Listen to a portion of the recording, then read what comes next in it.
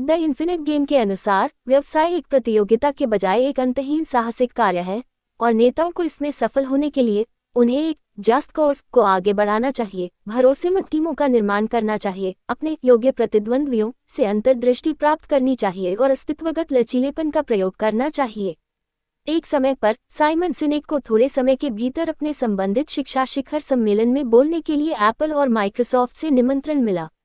सिनेक ने दो अनुभवों की तुलना करते हुए इस तथ्य के बाद देखा कि माइक्रोसॉफ्ट इवेंट में अधिकांश वक्ताओं ने अपनी बातचीत का एक महत्वपूर्ण हिस्सा इस बात पर चर्चा करते हुए खर्च किया कि वे एप्पल को कैसे हराने जा रहे हैं। एप्पल इवेंट में सभी प्रस्तुतकर्ताओं ने विशेष रूप से इस बारे में बात की कि कैसे एप्पल ज्ञान की खोज में छात्रों और छात्रों को पढ़ाने के उनके प्रयासों में शिक्षकों का समर्थन करने की उम्मीद करता है। यह उन व्यवसायों के बीच अंतर करता है जिनकी एक अंतहीन मानसिकता है और जिनकी एक सीमित मानसिकता है। 1984 में प्रकाशित जेम्स कार्से की एक किताब फाइनाइट एंड एंडलेस गेम्स वह जगह है जहां इस विचार की उत्पत्ति हुई थी। सिनेक द एंडलेस गेम में व्यापार के विचार को लागू करता है। अनंत मानसिकता वाली कंपनियां अधिक समय तक टिकती हैं, अधिक करती हैं और आमतौर पर समाज के लिए अधिक दयालु और मददगार होती हैं। सिनेक के अनुसार इस मानसिकता को बनाए रखने के लिए एक निरंतर 5 चरणीय चक्र को पूरा करने की आवश्यकता होती है।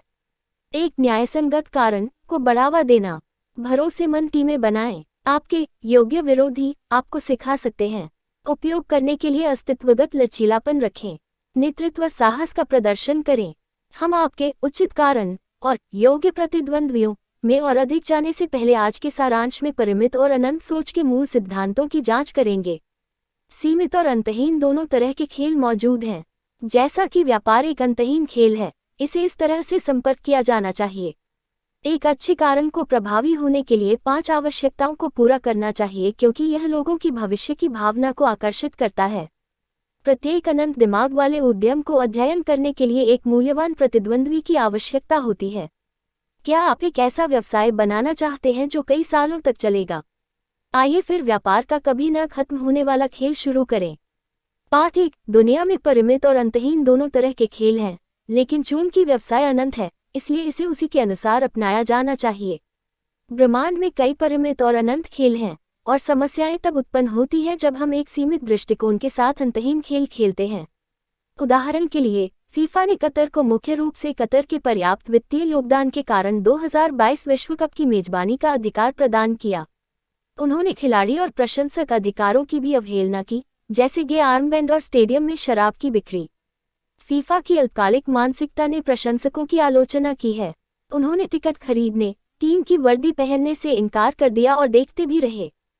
फुटबॉल एक परिमित खेल का एक बड़ा उदाहरण है। खेल के लिए खेल का मैदान अपेक्षाकृत छोटा है। कानून बहुत स्पष्ट हैं। खेल में एक पूर्व निर्धारित प्रारंभ और समाप्ति समय, एक स्कोरिंग प्रणाली और बाद में विजेताओं और हारने वालों की सूची होती है। परिमित खेल स्वाभाविक रूप से अल्पकालिक सोच को प्रोत्साहित करते हैं। तुरंत जीतने का एकमात्र तरीका अपने प्रतिद्वंद्वी को मैच से बाहर करना है। सभी खेल प्रतियोगिताएं, कास्टिंग प्रतियोगिताएं और चुनाव परिमित खेल हैं, जबकि शिक्षा, व्यापार और रिश्ते सब कुछ समेटे हुए खेल हैं। कोई स्पष्ट शुरुआत या निष्कर्ष नहीं है। खिलाड़ी अक्सर साइन अप करते हैं, लोग आगे बढ़ते हैं, नियम मौजूद हैं, लेकिन वे चल रहे संशोधन के अधीन भी हैं।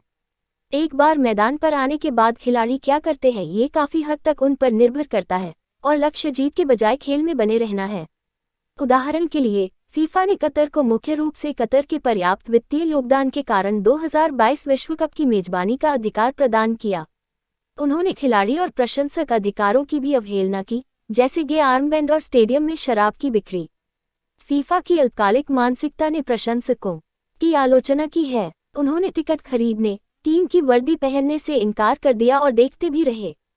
पाठ 2। उद्देश्य के साथ आगे बढ़ते रहने के लिए अनंत सोच के लिए एक उचित कारण की आवश्यकता होती है, और आपकी 5 आवश्यकताओं को पूरा करना चाहिए। सिनेक द्वारा उद्धृत एक शोध के अनुसार 500 कंपनियों का औसत जीवन काल 61 से 18 वर्ष तक 40 से अधिक वर्षों से कम हो गया है। क्यों? कम से कम व्यवसाय उचित कारण को आगे बढ़ाने का प्रयास करते हैं। सिनेक का दावा है, एक उचित कारण एक भविष्य की स्थिति का एक सटीक दृष्टिकोण है जो अभी तक मौजूद नहीं है, एक भविष्य की स्थिति जो इतनी आकर्षक है कि लोग उस दृष्टि को साकार करने में मदद करने के लिए बलिदान करने को तैयार हैं। इसमें नीचे सूचीबद्ध 5 गुण होने चाहिए। किसी चीज के खिलाफ होने के बजाय किसी चीज के लिए भी होना चाहिए। अकाल और भूखमरी को रोकने के बजाय सभी के भोजन के अधिकार के लिए लड़ना बेहतर है।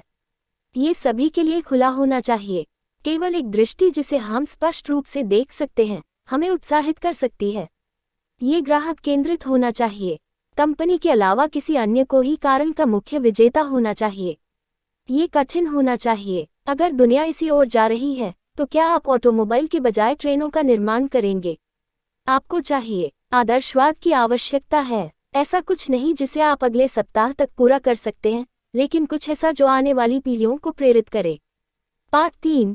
यद्यपि हम योग्य प्रतिद्वंद्वियों को प्रतिद्वंद्वियों के रूप में देख सकते हैं, वे वास्तव में हमारे विकास और सीखने में सहायता कर सकते हैं। कई वर्षों तक मूल लेखक एडम ग्रांट और सिनेक एक शांत प्रतिद्वंद्विता में लगे रहे। सिनेक समझ गया, जिस तरह से मैंने उसे समझा, उसका उससे कोई लेना देना नहीं था। आखिरकार मैं उससे एक कार्यक्रम में मिला। यह मुझसे संबंधित था। सिनेक ने अब ग्रांट को एक योग्य प्रतिद्वंद्वी के रूप में देखा, जिसकी प्रतिभा और कौशल से वह सीख सकता है, बजाय एक प्रतियोगी को पराजित करने के। व्यवसाय में पाए आमतौर पर सभी के लिए काफी बड़ी होती है, इसलिए अपने पड़ोसी की थाली से खाना लेने की कोशिश करने के बजाय पाई को पूरी तरह से विस्तारित करने पर ध्यान देना बेहतर होता है। एक योग्य प्रतिद्वंद्वी का अध्ययन करके आप जो कुछ भी करते हैं उसमें आप अधिक निपुण हो जाएंगे। आप इसे क्यों कर रहे हैं इसकी बेहतर समझ भी आपको मिलेगी। प्रतिद्वंद्वियों को टीम के साथी के रूप में स्वीकार करने से आपको धीरे धीरे बिखराव की मानसिकता से बहुतायत की मानसिकता में बदलने में मदद मिल सकती है, जो आपको उस व्यक्ति की तुलना में अपने उचित कारण पर अधिक ध्यान केंद्रित करने में मदद करेगी जो आपको हराने के लिए तैयार है। 2000 के दशक की शुरुआत में इसने एप्पल को माइक्रोसॉफ्ट से अलग कर दिया, और यही कारण है कि यह आज दुनिया का सबसे मूल्यवान निगम है। मुझे पूरा विश्वास है कि यह साइमन सिनेक की सर्वश्रेष्ठ पुस्तक नहीं है, लेकिन इसके लगभग आधे अध्यायों को पढ़ने के बाद भी यह आपके समय के लायक है। परिमित और अनंत खेलों के मूल सिद्धांतों को जानने के लिए परिमित और अंतहीन खेलों को पढ़ें। अपने सही कारण, योग्य प्रतिद्वंद्वियों और अन्य विषयों के बारे में अधिक जानने के लिए इस प्रेरक और विचार उत्तेजक पुस्तक को चुनें।